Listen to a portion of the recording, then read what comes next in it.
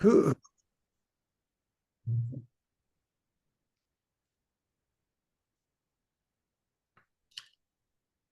Hello. My name is Bob Wilson. It's nice to be with you. Hello, good evening. My name is Eugenio Refini. I'm a professor here at New York University. I'm really delighted to be having this conversation with Robert Wilson. It's really an honor and a privilege to be able to be asking you questions. We are all very much looking forward to Mary Said What She Said, which is opening in a few days here. I'm a professor of Italian studies with a strong interest in the performing arts and a focus on opera. I know that opera is, of course, a field to which you have devoted a lot of attention, but also with which you have a peculiar relationship. And maybe I will have one question or two about opera. But maybe I would like to begin by really asking you how the project about Mary Stuart came about. This is such an iconic character, very present, of course, in European culture, and certainly the name of Mary Stuart rings, many bells to people who know about her fate, about her presence in the arts already. And I'm curious to hear how you sort of came about with this idea of, doing this project on her, focusing on Mary. Well, I made it originally for Isabel Huppert. We've worked together in the past. We first did Virginia was Orlando, and we seem to work very well together.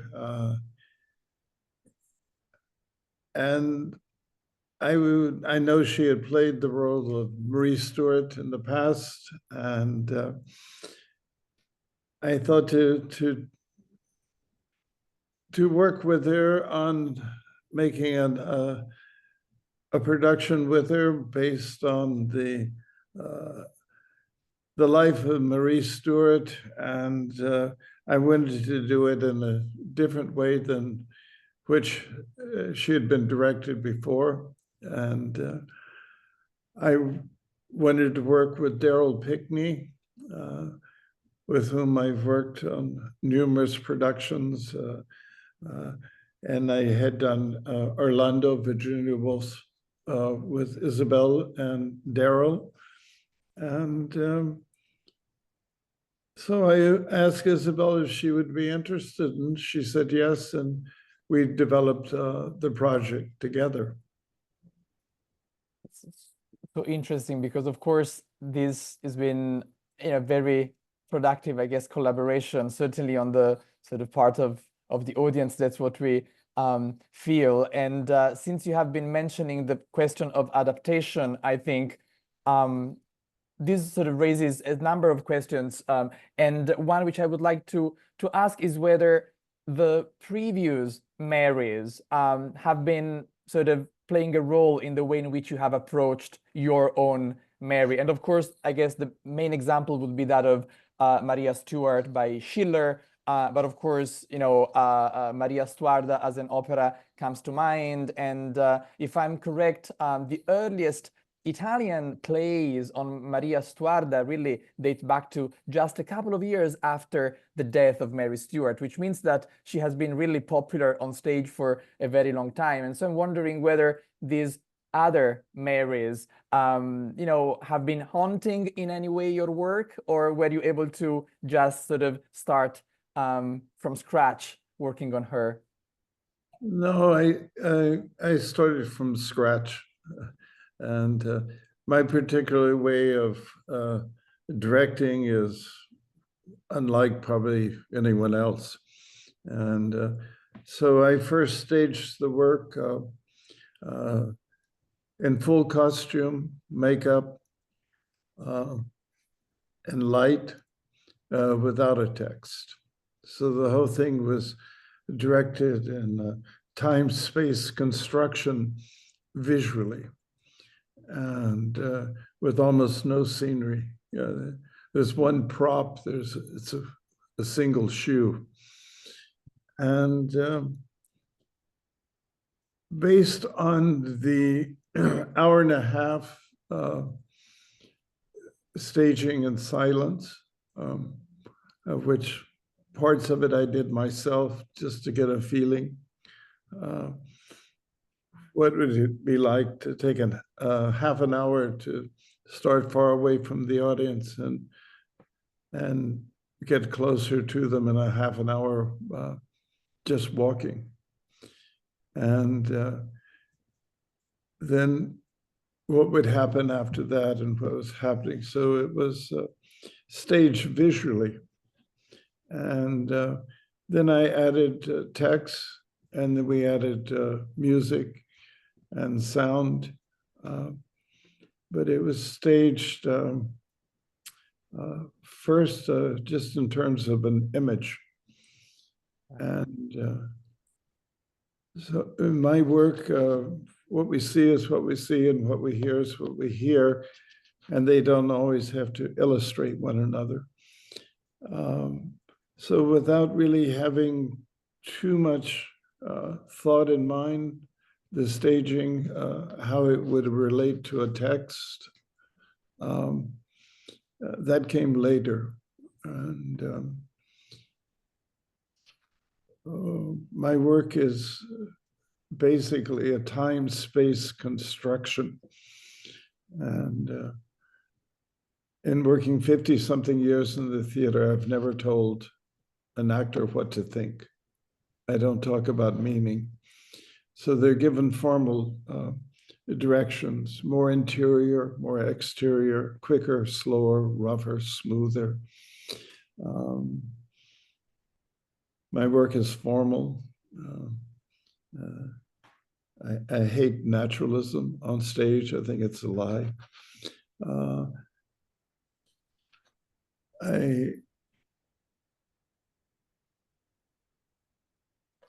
My work is, you mentioned the word opera, is I think really opera in the broadest sense, in the Latin sense of the word opera, meaning opus, meaning work. My first works in the theater were silent. My first major play was 7 hours long and silent. I showed it in New York, and it was not very well received. Went to Paris, and we had a huge success. I played 5.5 months to 2,000 people every night for a 7-hour play in silence. And the French called them silent operas, my early works. I made a play after that in Paris. It was 24 hours long in silence at the Opera Comique.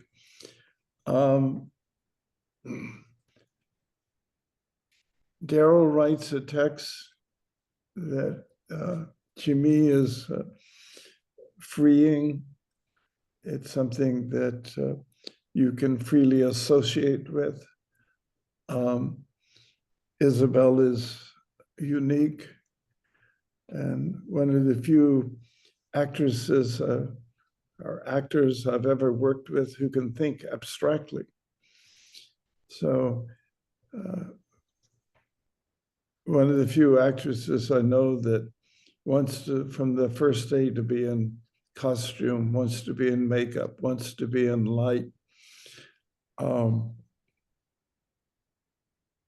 We take the text and we structure it. Sometimes we rehearse the text like a radio play. I turn all the lights out of the room and we just listen to it. So we're free to imagine images. And then sometimes I run the play in silence. So it's like a silent movie. And then we put these two together. And I think that one thing that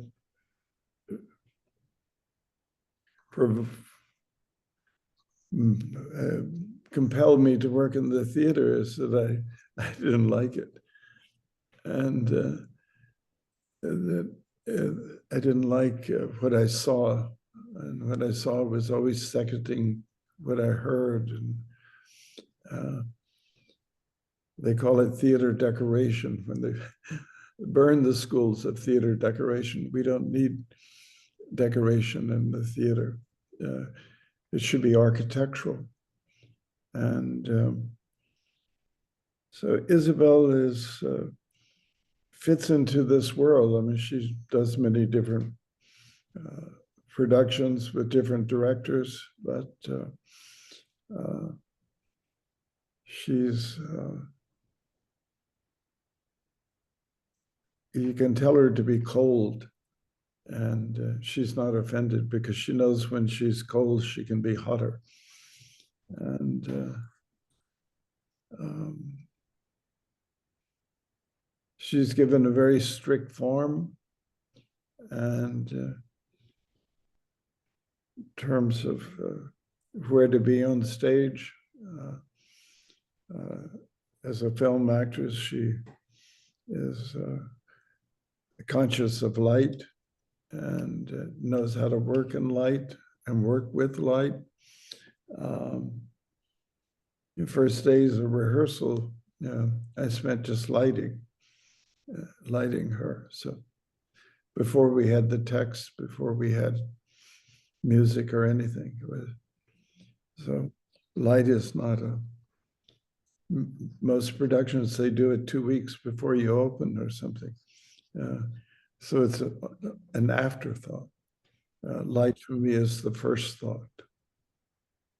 This is such a fascinating process. Well, first, let me tell you that I have friends who were there in Paris, in the early 70s, and of course I wasn't around, but they still remember those, 7 hours, and I've heard, how mesmerizing that was. And of course, I'm personally familiar with your work on Monteverdi, for instance, which of course is it's a different beast, if you will. But what I find always so fascinating about what you do is really this idea of managing space as pure form in a way. And this brings me to the question of, which you sort of raised yourself, of naturalism as the opposite of what you're looking at and what you're looking for in drama. And of course, the question of what is lie and what is truth on stage, which seems to be partly also very crucial to the argument, or the core, in a way, of Mary Said What She Said. I think there is a beautiful short sentence on your website sort of capturing the core of this pièce, and this is the quotation. I'm gonna read it. She is lying, but on the eve of death, has fear persuaded her that she's telling the truth? And I'm wondering whether, after having seen this show going around and touring and working with Isabelle Huppert in such a close way, has your notion of truth and lie for the case of Mary Stuart changed? I mean, is she telling the truth? And if that is the case, what kind of truth are we talking about in this particular case? Well, it's very curious. I speak only English, but I directed Goethe's Faust and the Berlin Ensemble, the holy cow of German literature. I directed Ibsen, Peer Gynt at the National Theatre in Norway. I directed Chekhov in Japan. In Korea, I've worked Latin America.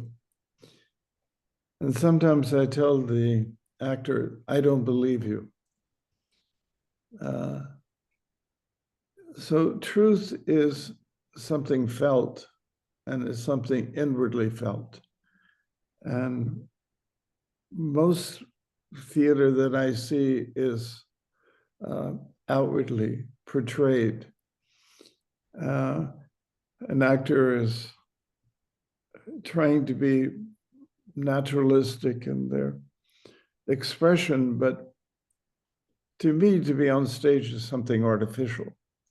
You don't sing the way you sing in a shower if you're singing Monteverdi. Right. You don't sit on a a bench the way you sit on a bench waiting for a bus. You don't speak the same way you speak at home, because you're on a stage, and a stage is different from any other space. The light is different. The floor is different. The Japanese believe that the gods are beneath the floor. So that foot on the floor is different than being on the floor of your living room. Form in my work, although it's very strict, is not important. What is important is how you feel in that form. And that has something to do with truth. So I can feel the crystal of my watch, and it's cool. I can touch my forehead and it's warm or warmer. That's truth. I don't have to express it. This is truth. I feel it. Or in a formal theater, you can say, you must pay the rent. I can't pay the rent. You must pay the rent. I can't pay the rent. You see the actor acting, and he knows he's acting. That's truth. And for the actor to try to act naturally always seems to me to be so unnatural. So form is only a frame that gets you somewhere else. You can see 100 women dancing Giselle. Why is there one that's the most beautiful? It's how she feels in the form. She's still doing the same movement that was choreographed in the 19th century. So it's how you feel in the form. And that's what's fascinating about Isabel. She can take the form, and to me is how she fills it in. And we never talk about how she should fill it in, how she should feel. But for me, in the way she feels in the form has to do with truth. And so it becomes believable, whether it's outwardly expressed, I must pay the rent. Ivan the Terrible, I believe him, the Eisenstein film, because I see him acting, being evil, and he's having so much fun being evil. So those are some of my thoughts about truth in the theater. And those are, extremely interesting and illuminating, I think. And, one other thing which I would like to hear you about is you have also mentioned this, silence is extremely important in your work. And I think there is so much about the power of silence in terms of what one can do with it. And it was fascinating to hear you talk about the process of particularly working on this pièce, beginning with all the things which are not words. But then, of course, the text comes in and the voice of the actress, in this case, comes in. And I'm very curious to hear about your thought on that sort of transition, when the silence partly begins to be filled by the voice, and what is your way of dealing with the human voice on stage? Well, first of all, as John Cage said, and there's no such thing as silence. So sometimes when I'm very quiet, I hear better than when I make a lot of sound. A few years ago, I was at one of the great schools here in the United States it teaches theater and teaches acting. And it was amazing that a graduating class of speaking, it was all phrases, Shakespeare. How all occasions do inform against me and spur my dull revenge. Examples gross as earth exhort me, witness this army of such mass. That's Hamlet. They're saying, how all occasions do inform against me and spur my dull revenge. Examples gross as earth exhort me. Witness. No. That's TV.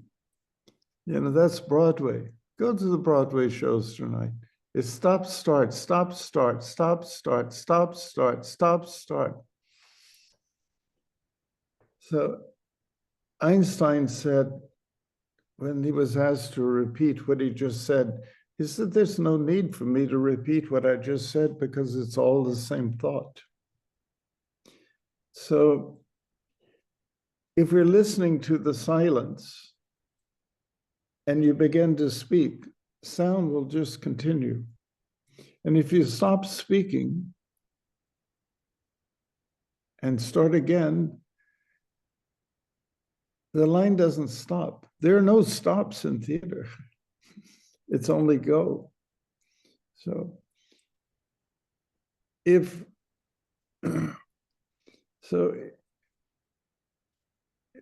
this space is, I heard when I was quite young, John Cage in the early 60s,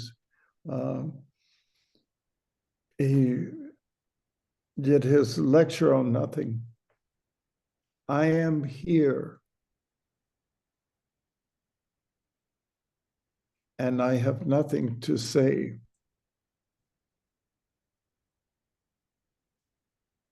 And I am saying it. If there are those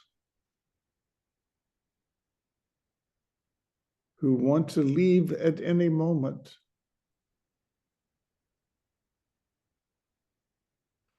let them leave. For I have nothing to say, and I'm saying it. So he has measured silences in between their counts, their beats. So it is always sound. So you can't begin a sound and you can't end it. But my work is construction so I said time and space. I did not too long ago, Verdi's Otello. Verdi begins Otello with a storm. It's very loud.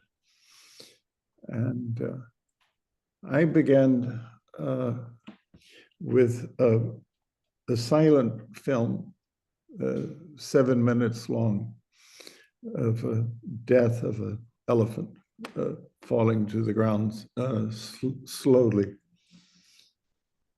And the audience watched this film for 7 minutes, and then we had the storm. And for me, the storm was much more powerful. The loudest the storm, because I'd been watching a film in silence for 7 minutes. So my work is constructed in time and space, that this is louder, this is quieter. It's constructed very abstractly. And the interpretation of text is not the responsibility of a director, it's not the responsibility of an actor. Maybe interpretation is for the public or maybe philosophers or people in time that can reflect and think on it. Shakespeare could not fully comprehend what he wrote. It was not meant to be fully comprehended. It was something to reflect on. So I just spoke Hamlet. I learned it when I was 12. I'm 83 and I'm still saying it. And each time I say it, I can think about it in a different way. So it's full of meanings. So my work is a non-interpretive theater. It's something to reflect on and to think about. And that is for me, and that's for the actor, and hopefully for the audience. And so it's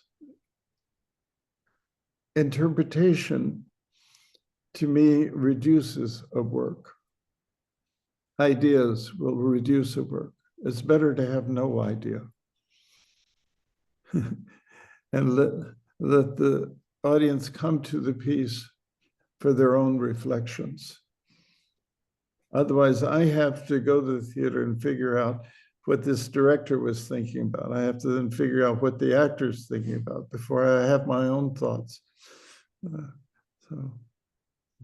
I mean, this is so beautiful to hear, and also I think it speaks to, if I may say so, a very sort of humble approach to what you're doing, in the sense that, in a way, the idea of avoiding this sort of fever of sort of interpretation, which seems to be so much embedded in the way in which many people think about the arts in general and the performing arts in particular, this question of, what is the director thinking? I mean, what they want the text to be meaning to us, and you're really sort of avoiding that. And I think that for the audience is undoubtedly a challenge, but also liberatory. I mean, you were saying earlier that there was something freeing about the kind of work you have been doing, for instance, with Isabelle Huppert on Mary Said What She Said. But I think there's also something freeing in the way in which the audience may relate to what they see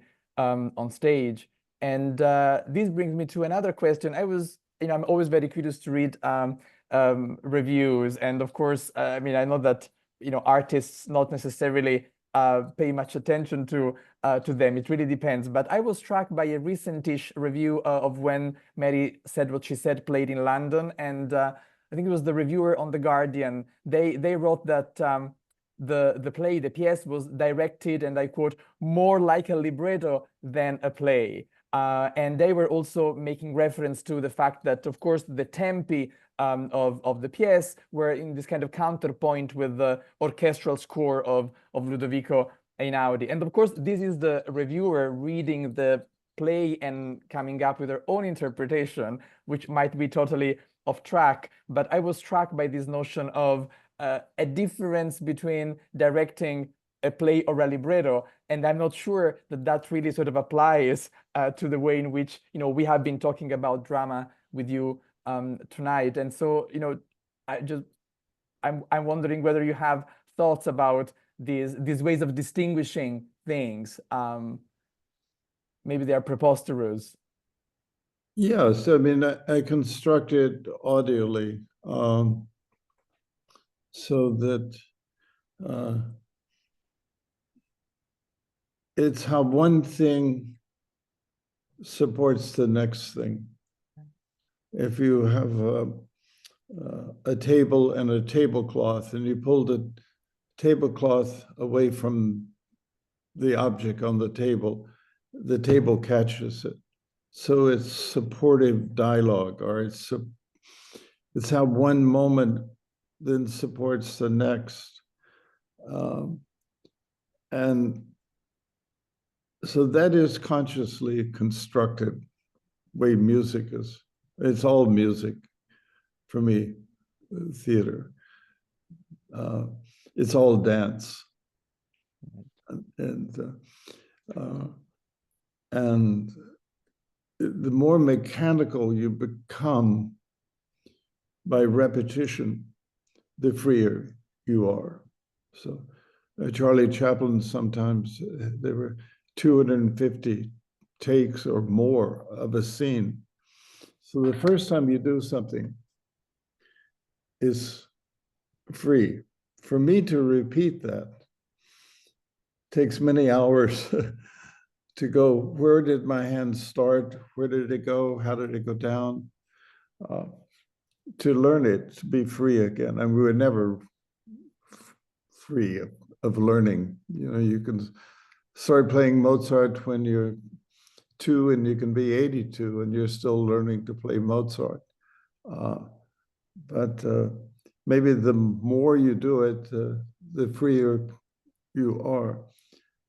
And my work is more in the body, where the mind is a muscle, so that becoming mechanical, you become freer, and you never become completely free.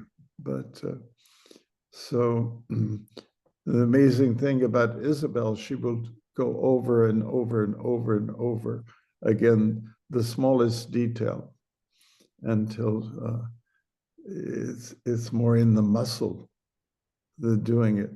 And I work a lot in Germany in the theater. I just went to see 3 nights ago. I saw Moby Dick that I directed at the Schauspielhaus in Dusseldorf. And I wrote yesterday a letter to the company. I said that it was too much in the head. It has to be in the body. So my work is closer to animal behavior, actually. How does a dog walk to a bird? He's not listening with his ears only, but it's the way his foot touches the ground, his back, his tail. They're listening. My first works in the theater were written with a deaf-mute boy who technically heard nothing in the eardrum, up to 110 decibels. But then I soon discovered that his body was feeling vibrations of sound. And in a sense, his body was hearing. And